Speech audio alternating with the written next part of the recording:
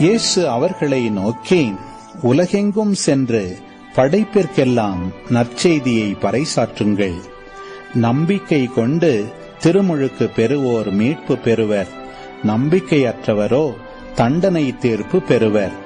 நம்பிக்கை கொண்டோர் பின்வரும் அருமடையாளங்களை செய்வர்.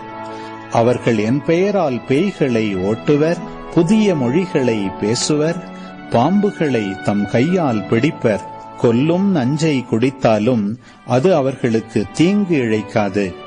அவர்கள் உடல் நலமற்றோர் மீது கைகளை வைக்க அவர்கள் குணமடைவர் என்று கூறினார். இவ்வாறு அவர்களோடு பேசிய பின்பு ஆண்டவர் இயேசு விண்ணேற்றமடைந்து கடவுளின் வலப்புறம் அமர்ந்தார். அவர்கள் புறப்பட்டுச் சென்று எங்கும் நற்செய்தியை பறைசாற்றினர். ஆண்டவரும் உடனிருந்து செயல்பட்டு நிகழ்ந்த அருமடையாளங்களால் அவர்களுடைய வார்த்தையை உறுதிப்படுத்தினார்.